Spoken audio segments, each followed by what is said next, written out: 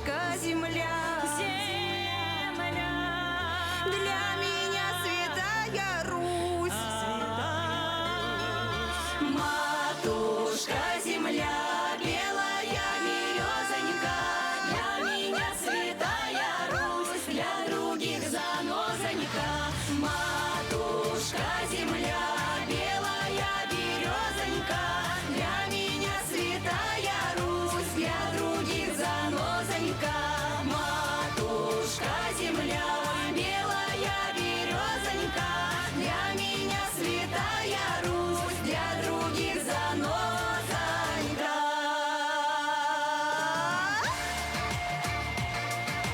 Матушка земля.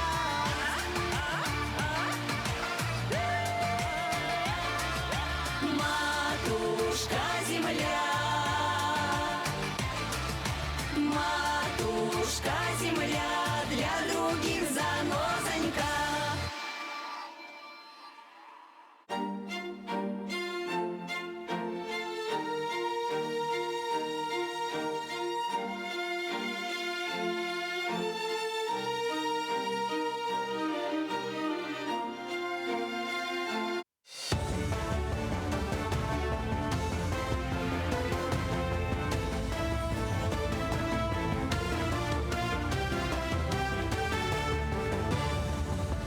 Доброе утро, коллеги! Впереди блок новостей. В арктических районах Якутии продолжается летняя паутина. На сегодня добыто 479,8 тонны рыбы, что на 14,1% больше, чем за аналогичный период прошлого года. В паутине этого года участвуют 143 рыболовецкие бригады и 470 рыбаков. Все хозяйства полностью обеспечены горючее, смазочными материалами на период промысла. Рыбаки арктических районов нацелены на выполнение плановых показателей и обеспечение жителей республики качественной продукцией. В Амгинском улусе продолжается масштабная модернизация первичного звена здравоохранения. Сегодня в районе функционируют 10 врачебных амбулаторий и 4 фельдшерско-акушерских пункта. Однако инфраструктура требует постоянного обновления для обеспечения высокого качества медицинской помощи. В этом году значительные усовершенствования стали возможны благодаря реализации программы национального проекта «Продолжительное и активное долголетие». Открытие амбулатории в Чакыре станет очередным шагом к выполнению главной цели национального проекта – увеличению продолжительности здоровой жизни и созданию условий для активного долголетия каждого жителя, независимо от удаленности его населенного пункта. Планируется, что объект будет введен в строй до конца сентября текущего года. Уже достоверно видно, что посещаемость пациентов становится выше. У нас выше стал охват диспансерными наблюдениями, что в первую очередь улучшает профилактическую работу среди населения.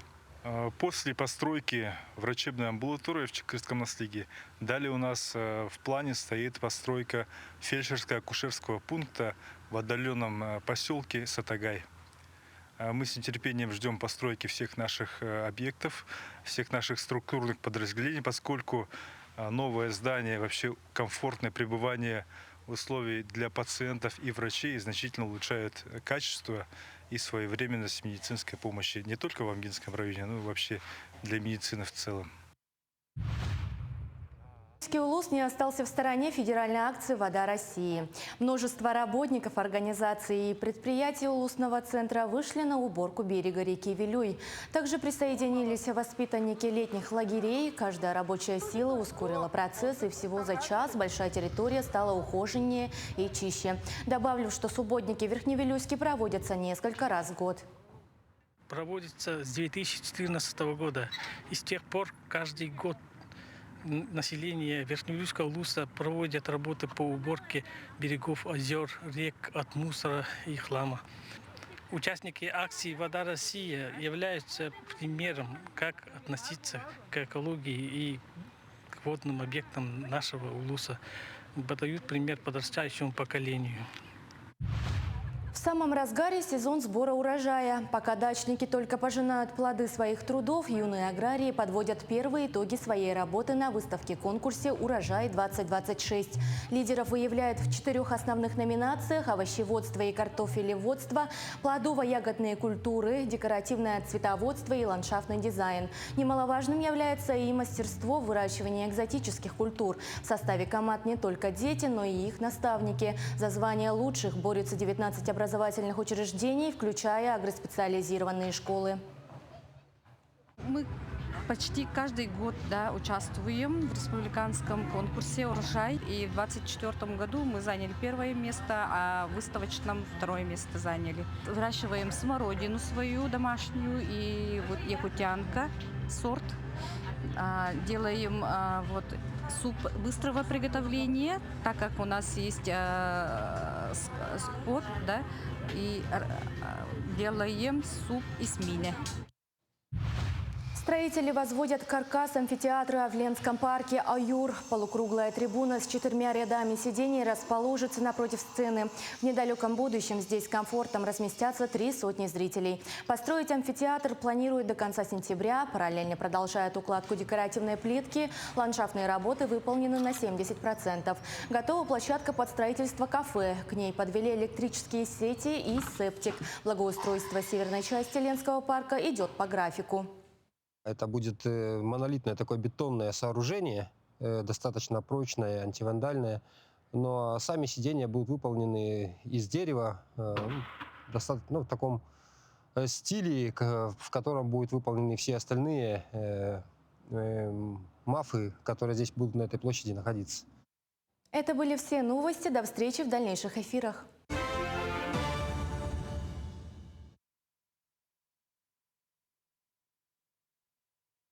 Порадует в эфире «Утро Якутии» на телеканале «Якутия-24». Будем встречать этот день вместе с хорошими новостями, полезными советами, интересными гостями и отличным настроением. Ну а прямо сейчас, как всегда, спешим рассказать о погоде. Итак, в центральных районах сегодня 10-17 выше 0, в Заречной группе 8-15 выше 0, в южных +7, +14, в Вилюйской группе +10, +18, в Нижнелянских 6-14 выше 0, в западных +8, +18, в Колыме Дигирской группе улусов 4-17 со знаком плюс. В Янских +4, +9, на северо-западе 4-15 выше 0. В Якутске в 6 часов утра температура 8 градусов, атмосферное давление 750 мм ртутного столба, ветер западный 3 метра в секунду. Сегодня днем преимущественно без осадков, ветер северо-западный 5-10 метров в секунду, температура днем +16, +18 градусов.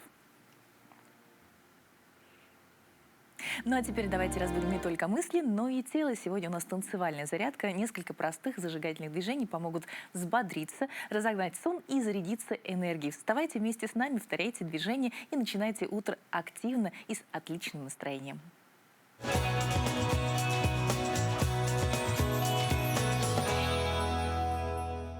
Доброе утро, меня зовут Ефимов Вячеслав, я руководитель и старший тренер спортивного клуба по парам, и сегодня мы с вами сделаем танцевальную разминку. Итак, ручки сложили на пояс, мы сегодня будем танцевать танец, который называется «Венский вальс». Итак, для того, чтобы себя настроить на этот танец, согнем коленочки и на месте шагаем по 3 шага. Топаем. 1, 2, 3. 1, 2, 3. 1, 2, 3. 1, 2, 3. 1, 2, 3. 1, 2, 3. 1, 2, 3. 1, 2, 3. Дальше. Танцуем движение, которое называется маленький квадратик. Опускаемся вниз, делаем коленочки согнутые. С правой ножки шагаем вперед. С левой шагаем в сторону. Собираем ножки вместе. С левой ножки шагаем назад, с правой шагаем в сторону, собираем ножки вместе. Повторяем. Правой, левой вместе, левой, правой вместе. Правой, левой вместе, левой, правой вместе. Правой, левой вместе, левой, правой вместе. Дальше. Танцуем движение, которое называется окошечки. Правую ручку оставляем перед собой, Левую ручку отводим в сторону. Шагаем вперед, ножки собираем. И собираем ручку перед собой. Раз, два, три. С левой ножки шагаем назад, ручку относим в сторону. Повторяем то же самое, делаем двумя руками. Повторяем, делаем то же самое двумя руками. Вперед шагаем, ручки собираем перед собой. Назад шагаем, ручки отводим в сторону. Шагаем вперед перед собой. Назад шагаем, отводим в сторону. Шагаем вперед, а поворот назад. Шагаем вперед, ручки перед собой, отводим назад. Вперед, назад. Спасибо. Итак, пробуем соединить наши движения вместе. Ручки убираем на пояс. Шагаем на месте. Раз, два, три. Два, два, три. Три, два, три. Четыре, два, три. Пять, два, три. Шесть, два, три. Семь, два, три. Восемь. С правой ножки танцуем маленькие квадратики. 3, 2, 3, 4, 2, 3, 5, 2, 3, 6, 2, 3. Раз, два, 2, 2, 3. Раз, два, 2, 2, 3. Раз, два, 3, 2, 2, 3, 2, 3, 4, 2, 3, 5, 2, 3, 6, 2, 3, 7, 2, 3, 8. Но мы продолжаем наш эфир хорошим настроением и хотим сегодня рассказать, для русскоустинцев сохранение культуры неразрывно связано с памятью о предках. Связь с Великим Новгородом длится уже больше 10 лет. Первая делегация съездила туда в 2012 году, в 2013 новгородцы дарили русскому устью Знаменскую церковь. В год единства народов России такие встречи особенно важны. Татьяна Шкулева недавно вернулась из своей третьей поездки в Великий Новгород и сегодня поделится с нами впечатлениями. Доброе утро. Доброе. Ну, очень красив, потрясающий костюм. Скажите, вот как вы видите дальнейшую деятельность и развитие отношений вот Русской Руси с Великим Новгородом и в преддверии особенно юбилея в 2028 году? Вот недавно вернулись, наверняка у вас много впечатлений. Ага. Ну, во-первых, я немножко скажу о проекте, что в год единства народов России и в год культуры в Республике Саха-Якутия как бы даже не мог не возникнуть такой проект, да? Русское устье, Великий Новгород, связь поколений. И мною была написана грантовая заявка, и благодарю Министерство внешних связей, которое нас поддержало, нашу заявку. И мы в составе небольшой группы детей смогли выехать в Великий Новгород и, как говорится, продолжить наши связи, которые были еще с 2012 года. Но время идет, прошло почти 14 лет уже. И как бы немножко там изменились у них, руководство изменилось за это время. И многие номера телефонов были утеряны. И мы это все решили восстановить, чтобы связь была более теснее, да, в преддверии нашего юбилея. И мы вот решили встретиться в Великом Новгороде и повезли туда небольшую группу детей, да. Ну, детей, наверное, масса впечатлений. У детей, конечно, масса впечатлений, им было все интересно, потому что выехать в Великий Новгород, тем более за пределы региона, это не каждому удается ребенку. Мы хоть небольшую группу, но это все связано, конечно, с финансами. Мы смогли вывести детей и показать им про родину, как бы, да, родину их предков, рассказать. Они же окунулись в эту старину. Там что ни здание, что ни предмет, это все наша история. Да. Ну, а как прошла встреча с правительством Великого Новгорода? В правительстве Великого Новгорода я встречалась с заместителем губернатора области Еленой Ильиничной и председателем комитета по национальной политике Муравьевым Юрием Николаевичем. Такая прошла дружественная встреча, атмосфера. Они, значит, ну, я не думала, может, они уже забыли там кое-какие нюансы, какие у нас были в 2012 году, да. Но люди были подготовленные, да, уже проникшие нашим вопросам, и поэтому легко было общаться. Вот. Мы в преддверии юбилея, который будет в 2028 году, рассказали им о том, что мы собираемся делать, и что мы хотели бы видеть, как мы бы хотели увидеть наши отношения. Мы их пригласили, конечно. Очень интересно было бы обменяться проектами какими-то, да. Интересно было бы, чтобы мы свои коллективы обменялись. У них есть великолепный коллектив театральный, КУДЕС называется, который мы очень бы хотели пригласить в наше Русское Устье, в нашу Якутию, которую возглавляет буряк Марина, которую Якутия знает, она была здесь, она здесь представляла мастер-классы, она изучает фольклор, собирает по деревням, вот, по частичкам это все, что связано со стариной. А мы бы со своей стороны могли представить наш народный ансамбль «Русскоустинцы», который мог бы с гастрольной поездкой туда выехать, по деревням, по области поездить, да? Вот такие намерения были высказаны, и мы хотим, чтобы наш проект общий какой-то обязательно был и состоялся. Что было самым таким эмоциональным моментом для детей, для вас вот в этой поездке? Ну, скорее всего, это то, что когда находишься в Великом Новгороде, там ведь все кругом пропитано вот стариной, да?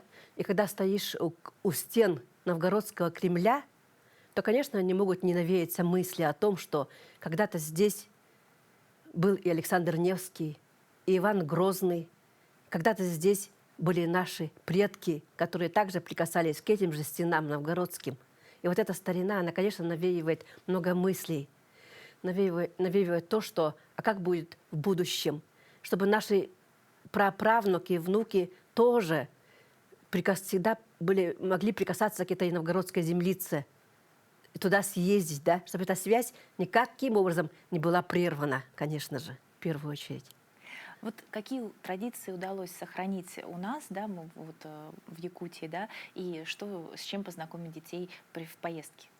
Именно вот с традиционным бытом, традиционным фольклором. Ну, это прежде всего наш диалект, конечно. Наши сказки, наши былины, наши байки, которые изданы в многих книжных изданиях, и можно и нужно передавать их подрастающему поколению. Мы стараемся издавать книжные издания. Вот недавно в этом году мы издали буклеты Амуканова. Это старинный русско-устинский танец, да, чтобы там прямо движения описаны, чтобы наше молодое поколение не теряло вот эту вот самобытность нашу национальную, да, язык, фольклор, и в дальнейшем продолжала, чтобы наше русское устье жило. Вот в этом году, получается год единства народов России, да? Что для вас означает единство при сохранении культурных особенностей каждого народа? Ну, единство, в моем понимании, это что-то общее, государственность объединяет, да? Каким-то общим одним направлением, но в то же время при этом сохраняется идентичность, вероисповедание, язык каждого народа отдельно взятого, учитывается их мнение, их культура и вероисповедание. Вот в преддверии Дня, получается, государственного флага России, что бы вы хотели пожелать нашим зрителям сегодня? Ну, во-первых, я хотела бы, конечно, поздравить. Это праздник, это символ нашей великой России, триколор.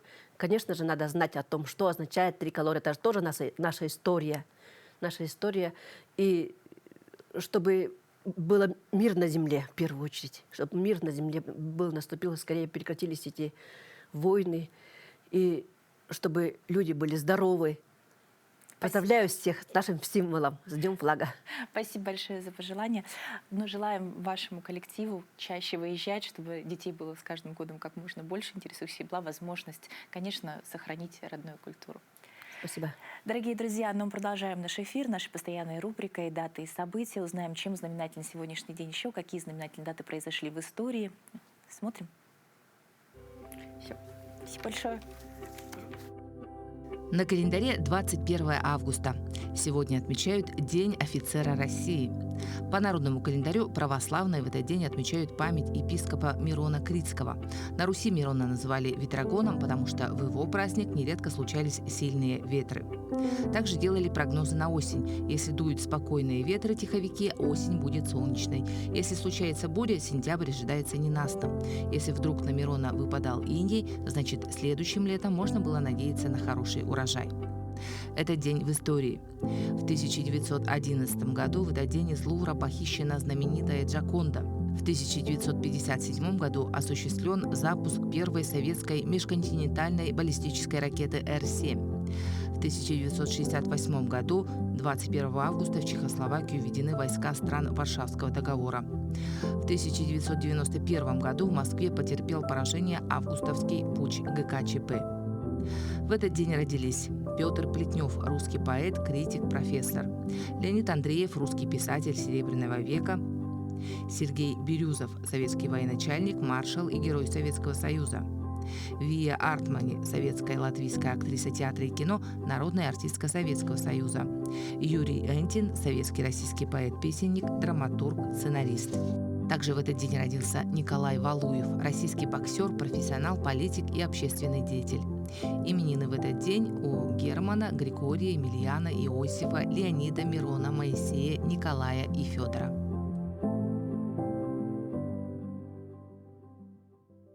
Более серьезный. Мы поговорим сейчас о здоровье. Здоровье не любит откладывание на потом. Давайте разберем, на что стоит обратить внимание уже сегодня. Поговорим об анализе предрисков, что помогает внимательнее оценить состояние организма и вовремя обратиться к врачу и обратить внимание на факторы, которые помогут и могут влиять на ваше здоровье. Вроде бы чекап — такое простое слово, а в нем заложено очень многое. Как его проходит и какой он современный чекап, узнаем прямо сейчас. Если ничего не болит, значит все в порядке. Пожалуй, самое опасное заблуждение о здоровье. Хронические болезни часто развиваются годами без ярких симптомов, и к моменту первых жалоб изменения могут быть уже серьезными. Анализ предрисков как раз помогает выйти из этой иллюзии. Он показывает, где организм, возможно, уже на грани, а где ему стоит немного помочь. Наше обследование будет проходить в 2 этапа. Первый этап включает в себя несколько пунктов. То есть с первым делом мы пройдем анкетирование. Анкетирование включает тоже несколько блоков. Оно направлено будет на выявление каких-то когнитивных, психоэмоциональных предрисков, да, а также общего состояния вашего организма. Далее мы пройдем несколько функциональных тестов, оценим состав тела и пройдем специфическое обследование, которое называется ангиокод, которое позволит оценить возраст ваших сосудов. Первый этап начинается не с анализов и не с кабинета врача, а с обычной анкеты. Это самый долгий этап чекапа и самый важный. Вопросы кажутся порой странными, ответы приходится искать в памяти, а некоторые вещи вы вообще никогда не считали значимыми.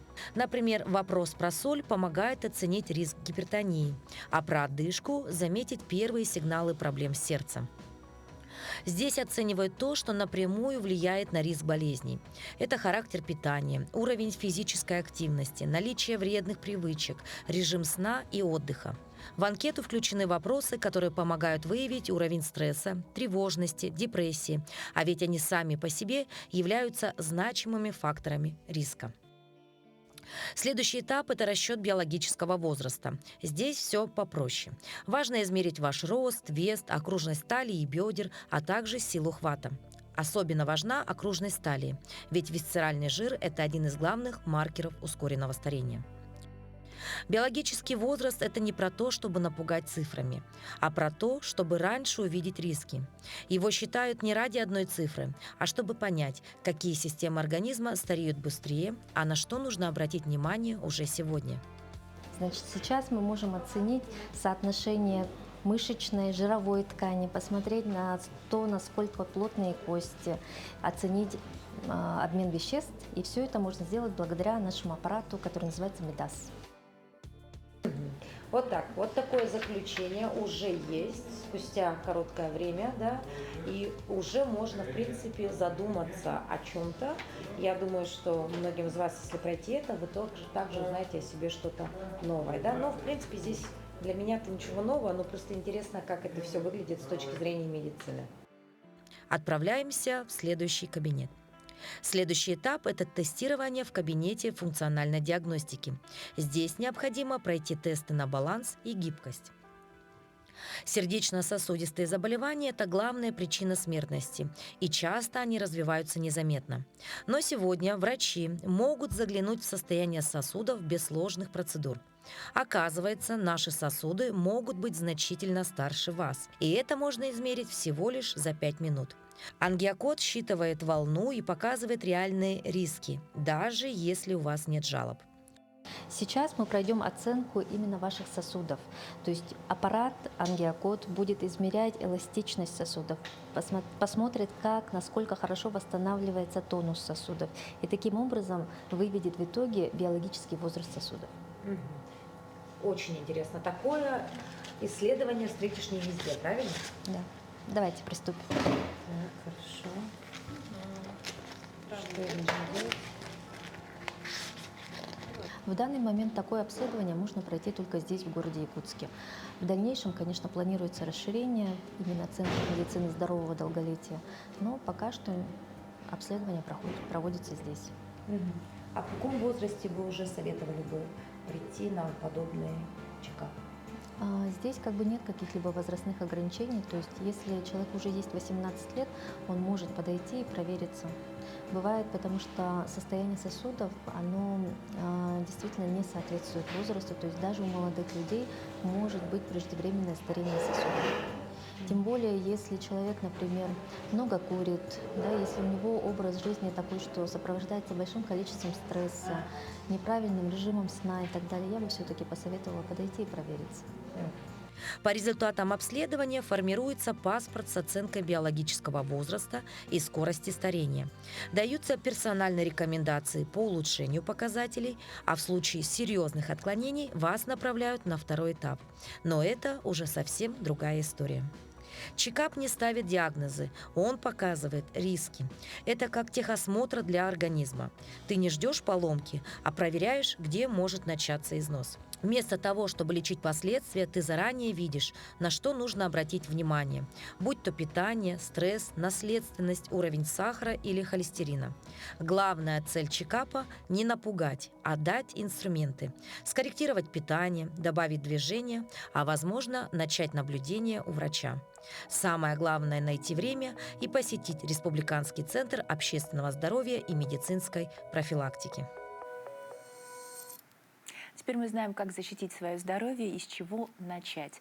А начать можно прямо сейчас, например, с того, чтобы уменьшить стресс и улучшить свое настроение. Например, подумать, а что бы такого вкусного и интересного приготовить на ужин.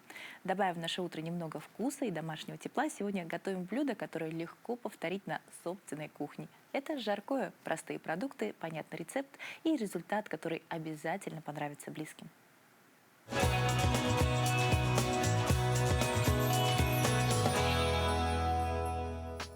Доброе утро, меня зовут Юлия Избекова, я нутрициолог. Сегодня мы с вами будем готовить блюдо на ужин. Смотрим на продукты, догадайтесь, что это. Сегодня мы с вами готовим простое жаркое, абсолютно. Почему оно может быть готово к вечеру? Потому что мы будем готовить в мультиварке. Мультиварка сейчас у нас включена в режим обжаривания. Это нужно для того, чтобы у нас немножко карамелизировался лук. Вообще жаркое блюдо очень полезное.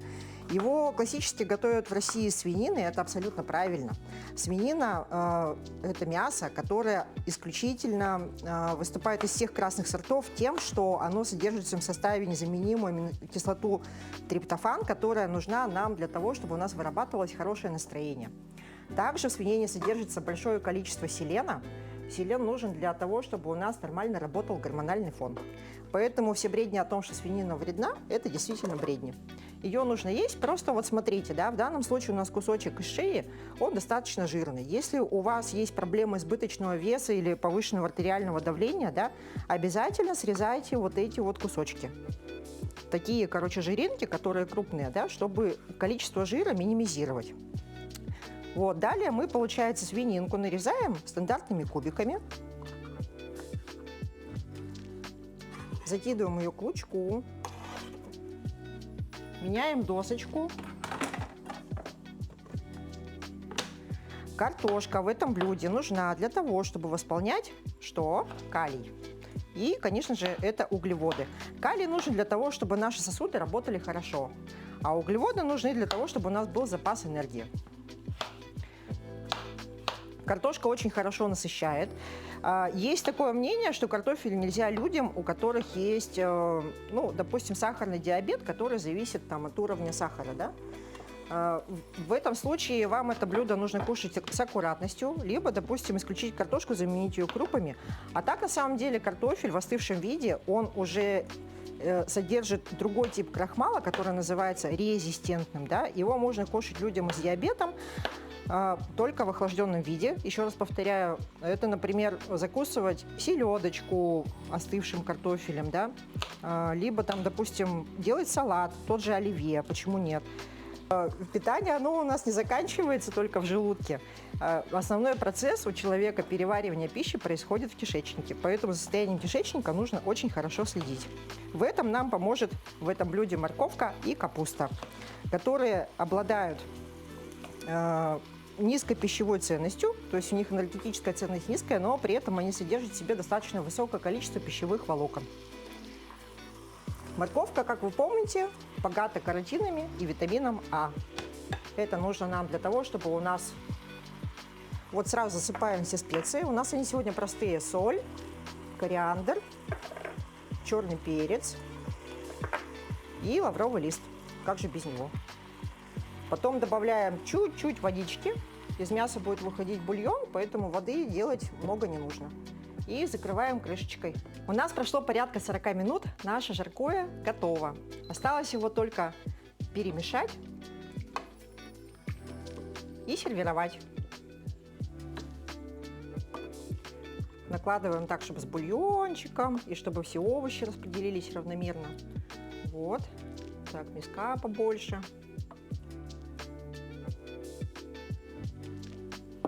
Ага, сервируем какой-нибудь зеленушечкой. Смотрите, какая красота. Быстро, просто, без ожидания, без томительного тревожного ожидания этой кастрюли. Все приготовилось без вашего участия. Вы могли 40 минут провести так, как вы хотите. Хорошего дня и всем приятного аппетита!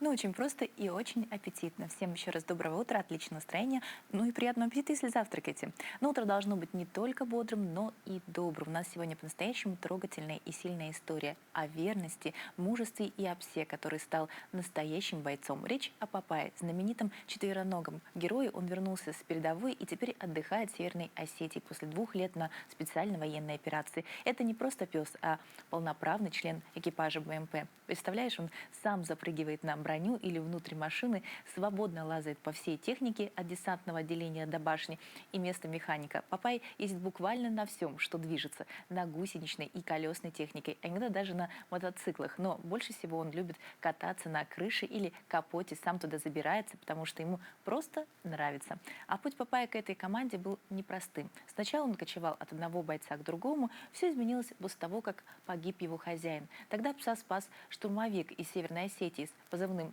«Абрек». Папай тогда был ранен, бойцы сделали все, чтобы его спасти. Восстановили сломанную лапу, достали осколок из груди, и с тех пор пес ни на шаг не отходит от своей новой команды. Сейчас Папай отдыхает, набирается сил, и, наверное, каждому из нас хочется просто порадоваться за него. Герой заслужил покой и заботу. Вот такая замечательная, трогательная история о доброте, взаимовыручке и верности. Ну а прямо сейчас переходим к другим новостям.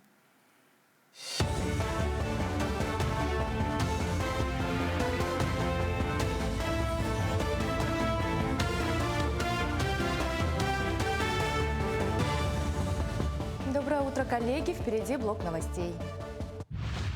В арктических районах Якутии продолжается летняя паутина. На сегодня добыто 479,8 тонны рыбы, что на 14,1% больше, чем за аналогичный период прошлого года.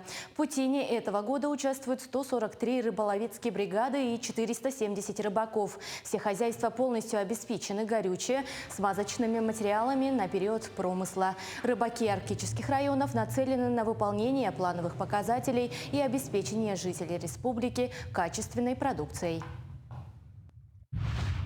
В Амгинском улусе продолжается масштабная модернизация первичного звена здравоохранения. Сегодня в районе функционируют 10 врачебных амбулаторий и 4 фельдшерско-акушерских пункта. Однако инфраструктура требует постоянного обновления для обеспечения высокого качества медицинской помощи. В этом году значительные усовершенствования стали возможны благодаря реализации программы национального проекта «Продолжительное и активное долголетие». Открытие амбулатории в Чакыре станет очередным шагом к выполнению главной цели национального проекта, увеличению продолжительности здоровой жизни и созданию условий для активного долголетия каждого жителя, независимо от удаленности его населенного пункта. Планируется, что объект будет введен в строй до конца сентября текущего года. Уже достоверно видно, что посещаемость пациентов становится выше. У нас выше стал охват диспансерными наблюдениями, что в первую очередь улучшает профилактическую работу среди населения. После постройки врачебной амбулатории в Чакырском Наслиге далее у нас в плане стоит постройка фельдшерско-акушерского пункта в отдаленном поселке Сатагай. Мы с нетерпением ждем постройки всех наших объектов, всех наших структурных подразделений, поскольку новое здание, вообще комфортное пребывание условий для пациентов и врачей значительно улучшает качество и своевременность медицинской помощи не только в Амгинском районе, но и вообще для медицины в целом. Улус не остался в стороне федеральной акции «Вода России». Множество работников организаций и предприятий Улусного центра вышли на уборку берега реки Вилюй. Также присоединились воспитанники летних лагерей. Каждая рабочая сила ускорила процесс, и всего за час большая территория стала ухоженнее и чище. Добавлю, что субботники Верхневилюйске проводятся несколько раз в год. Проводится с 2014 года.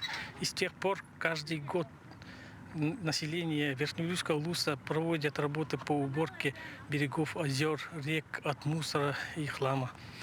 Участники акции «Вода России» являются примером, как относиться к экологии и к водным объектам нашего улуса. Подают пример подрастающему поколению. В самом разгаре сезон сбора урожая. Пока дачники только пожинают плоды своих трудов, юные аграрии подводят первые итоги своей работы на выставке-конкурсе «Урожай-2026». Лидеров выявляют в 4 основных номинациях: овощеводство и картофелеводство, плодово-ягодные культуры, декоративное цветоводство и ландшафтный дизайн. Немаловажным является и мастерство в выращивании экзотических культур. В составе команд не только дети, но и их наставники. За звание лучших борются 19 образовательных учреждений, включая агроспециализированные школы. Мы почти каждый год участвуем в республиканском конкурсе «Урожай». И в 2024 году мы заняли 1 место, а в выставочном 2 место заняли. Выращиваем смородину свою домашнюю и вот якутянка, сорт. Делаем суп быстрого приготовления, так как у нас есть скот, и делаем суп из мини.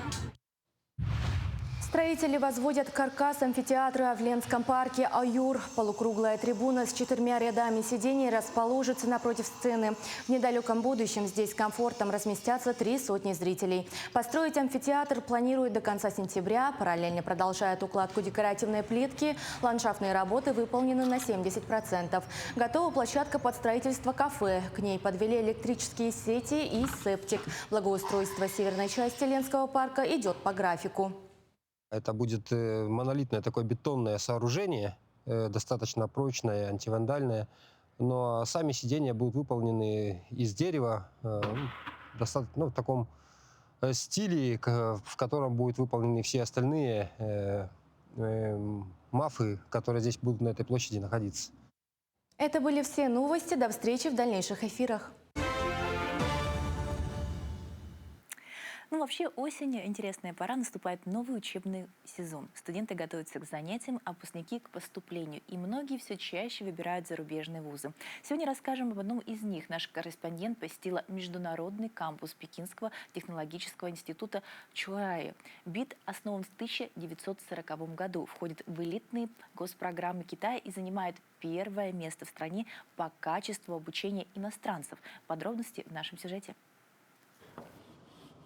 Ни-хао, здравствуйте. Наверное, с этих слов впервые началась дружба России и Китая.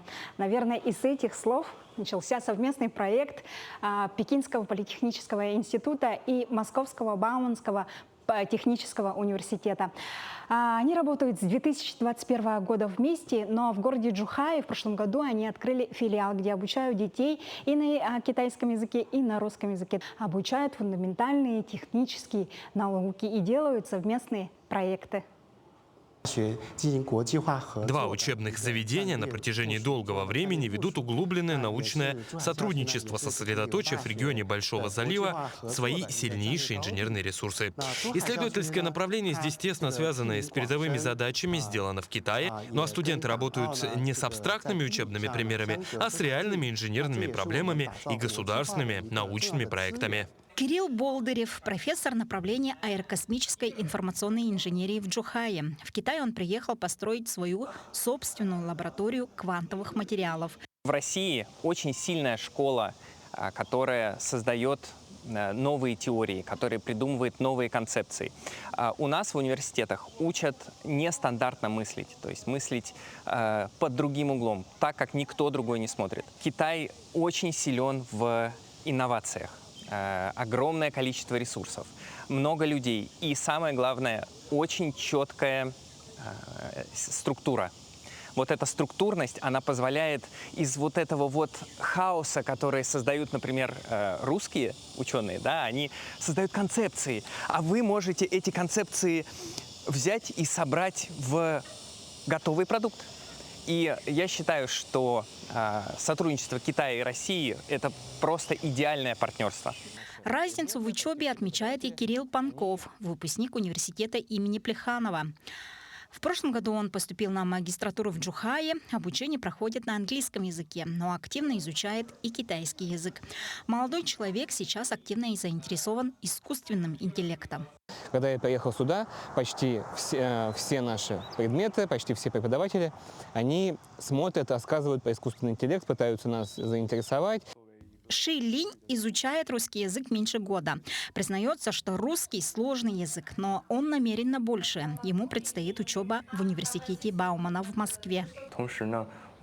Освоение совершенно новой языковой системы требует больших усилий. Но я уверен, что благодаря внимательной поддержке преподавателей из Китая и России, а также собственному усердию и стараниям моих однокурсников, мы обязательно преодолеем все трудности изучения языка. А студентка Доу Ино изучает энергетику. Признается, что до поступления знания о России были довольно ограниченными. Она знала, что это технологически развитая страна с мощной тяжелой промышленностью. Изучение русского языка с нуля тоже дается непросто, но труд и усилия студентки уже дают результаты. Россия обладает мощной инженерной школой и сильной академической атмосферой. Мне очень хочется побывать в Бауманском университете и других российских вузах, лично почувствовать их научный дух и серьезное отношение к исследованиям.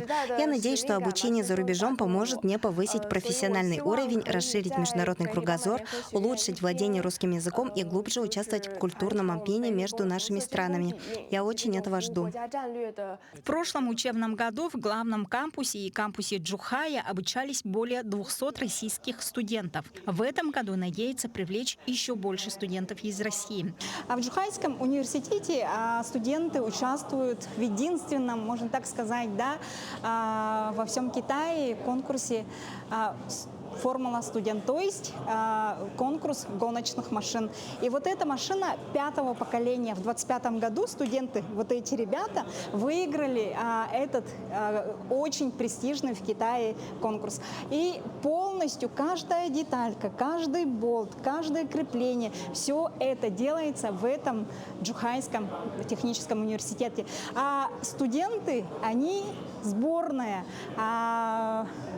Есть механики, есть энергетики, есть электрики, есть промышленники. И у них, у всех одно дело, один интерес – это гоночные машины. BIT Бауман в Джухае продолжает расширять горизонты международного образования и сотрудничества.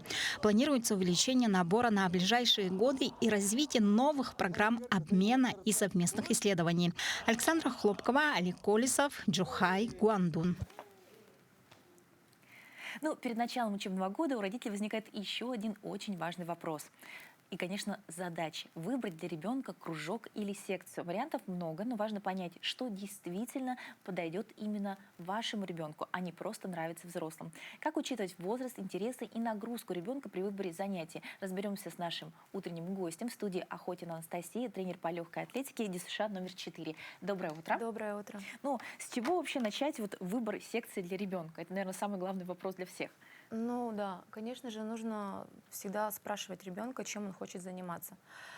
Поговорить, что близко ему по душе, по духу, выбрать, наверное, секцию, которая ближе к дому, вот, учитывать возраст ребенка, здоровье и темперамент ребенка. Мгм. Вот что важнее, учитывать желание самого ребенка, и стоит ли родителям наставить на выборе именно секции, и направления, которые им кажется более подходящим? Мгм. Ну, желание ребенка всегда нужно учитывать, потому что ребенок не будет заниматься, если это будет не в удовольствие. Поэтому всегда нужно слушать ребенка и учитывать его какие-то,